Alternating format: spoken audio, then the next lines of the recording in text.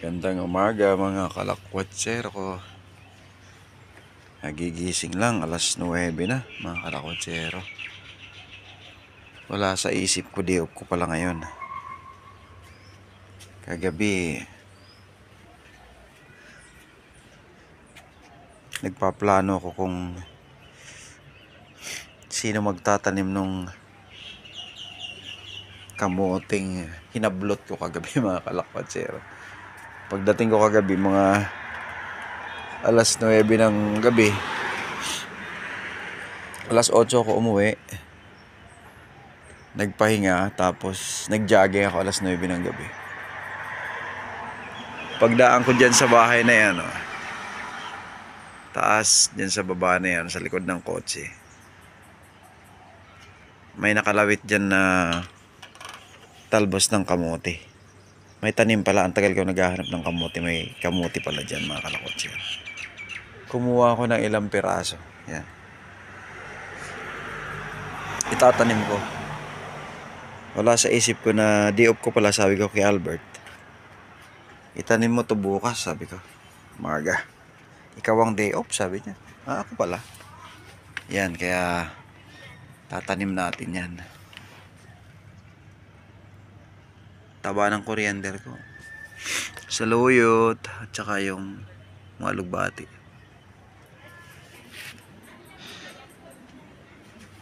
Yan, maraming junk mail dito.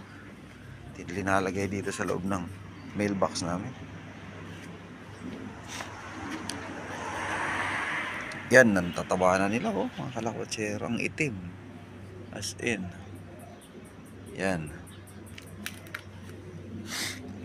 magkakapi tayo. Namatay yung isang alagang isda namin kagabi, kahapon. Siguro sobra sa kain, kaya bibili kami ulit ng isang isda pa. Madaling dumumi yung tubig niya, siguro nga dahil may taong lalabas pupunta rito pakakainin. Siguro na impatso kaya namatay. Yan mga kalakwatsero, may kami dito, maliit na aquarium.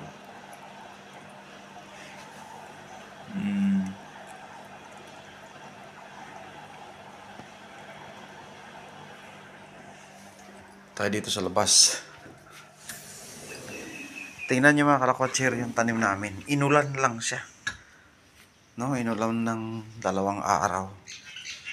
Tingnan nyo kung gaano katataba na yan. Grabe, ibig sabihin kulang lang pala sa tubig yung pananim namin. Lagi naman naming dinidilig sa umaga bago pumasok at pagdating. Yan, mayroon pang butterfly. Sobrang taba, biglang tumaba talaga siya. Yan, may katawan na yung kamatis namin. Kahit yung ampalaya na hindi lumilitaw, biglang lumitaw. Marami yan lang ang lumitaw. Wala kasi kami mabili ang punla mga kalakwatsero, kaya yung mga nabibili na lang namin na gulay, binibilad namin. Hindi pa siya masyado magulang. Ayan, lumitaw siya. Kahit paano may isa. Tsaka yung papaya namin, yung nabubulok na papaya sa loob ng rep. Sigurado, ang ganda nito dito. Dami Ta-transplant nga ako ngayon, yung malalaki na. Tingnan nyo kung gaano kalaki mga kalakwatsero. Katataba yung tanim na. Grabe, ang ganda. Kalabasa, parang may bulaklak na yata yung kalabasa wala pa naman. Ganda. Yan yung mga damo na rin. Tapa kasi ng lupa rito. Sobrang ganda. Chero. Patatas. Yun, tapa. Ganda. Ito, pakwan yata ito, may nagtapon pwede na rin yan. Ita-transfer na lang. Yan ang mint ko, ang taba. Saka itong basil. Tawag ko dito basil, sila basil. Basil tayo mga kalakwatsero. Itong ginagawa kong kape ngayon, ang sarap pala nitong kape. Instead na itong mint, ilagay sa tsaa, ang ginagawa ko ngayon, ito mismo ang ginagawa kong tsaa. Mga ilang dahon lang, napakabango pa naman. Tapos mayroon ako dyan, yung sangkaka. Minatamis na bao sa Pilipinas. Dala ko pa yan nung umuwi ako. Yan ang kinakapi ko. Ang sarap. Yun, okra. Grabe, ang taba niya. Inulan lang, biglang lumaki talaga. Lumabas ang katawan nila. Kung ano-ano lang tinatanim namin, kahit yung leftover ng gulay namin. Ano yan, lettuce. Patatas. Ito ang highlight dito talaga. Kamuting kahoy. Ito may bago na naman siyang. Ito dito lumilitaw. Biglang lumitaw. Tsaka ito pulang kamuti. Mga kalakwatsero.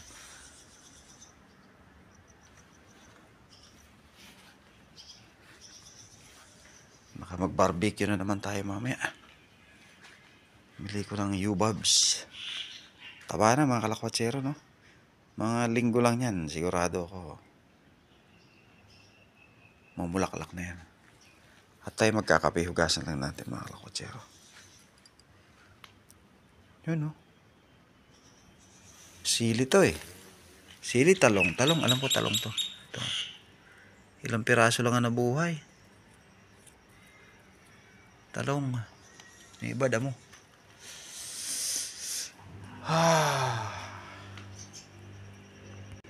Sarap pakinggan ang ingay ng mga ibon na mga kalakwatsero. Paikot-ikot lang yan sila dito. Mamaya-maya bababa rito. Mga manunuka ng mga insekto kung ano-ano. Dami yan dito uwak. Ikot-ikot lang sila dyan lagi. Morning mga kalakwatsero. Pangilamos. Mumug pa lang mga kalakwatsero. Lalo na siguro pag nakapag-toothbrush, lalong pogi. Ang mga kalakwatsero to, dumi ng tsinelas ko. Linisin mo nga muna natin itong tsinelas, dumi. Bango na ito mga kalakwatsero.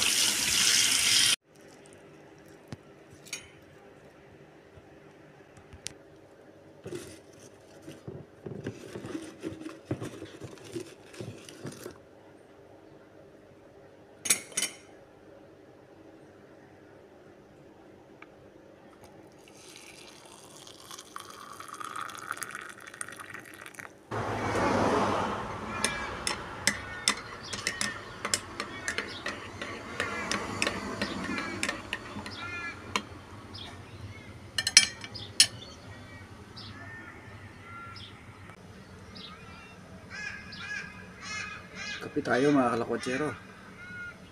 Ingay ng mga ibon. Sarap pakinggan. Kuwak yan mga kalakwatsero. Ingay parang mga bata.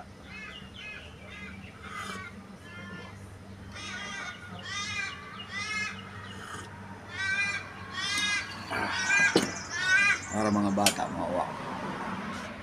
Dami.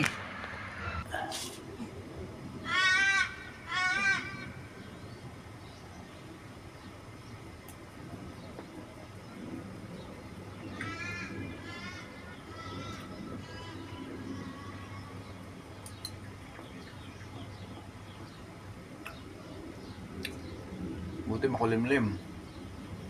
Kaya di ako tumatakbo ng maaga kasi sobrang init na